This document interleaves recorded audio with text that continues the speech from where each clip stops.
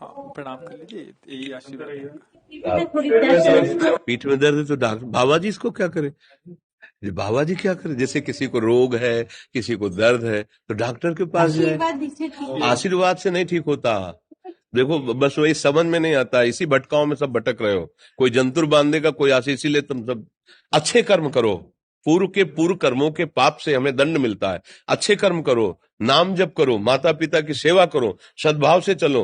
अभी ये कर्म नष्ट हो जाएंगे, किसी से जंतुर बंधवाने की जरूरत नहीं, किसी से आशीर्वाद मांगने की जरूरत है। अब नाम जप ना करो, खाओ मुर्गा मांस, पियो शराब, करो व्यभिचार, करो तो बाबा जी आशीर्वाद दे दे, तो कोई आशीर्वाद काम नहीं करेगा। दुर्गति होगी यहाँ भी और वहां भी। हमारी बात समझो।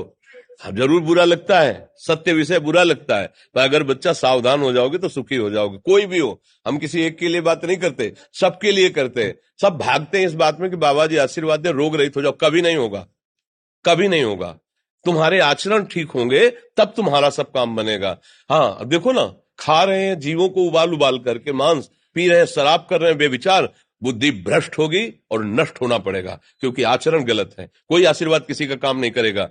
आप अच्छे आचरण करो, माता पिता की सेवा करो, परिवार की सेवा करो, समाज की सेवा करो, नाम जप करो। शरीर में कोई छोटे मोटे कष्ट आवे उनको सह जाओ, आगे चलकर आप देखो कि कैसी उन्नति होती, अच्छा होगा, मंगल होगा। इस ब्रह्म में ना किसी के आशीर्वाद से कुछ हो जाता है। हम आपको पक्की बात बताते हैं कि आज बाबा के यहाँ गए थे यार, पीठ में दर्द कम हो गया।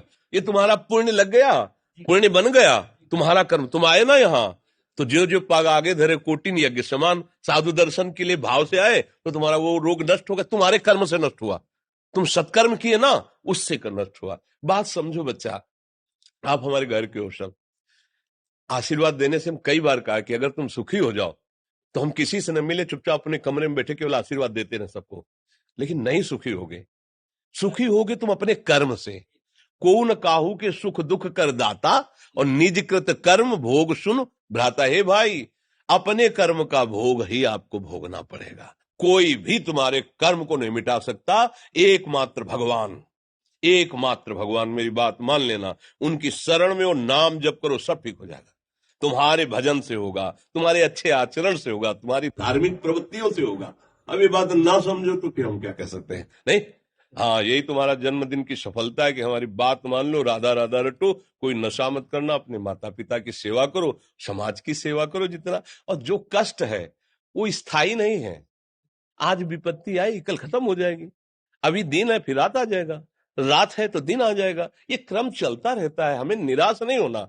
सूरवीर योद्धा की तरह हमें जीना है यार, कायर की तरह नहीं जीना है। जी।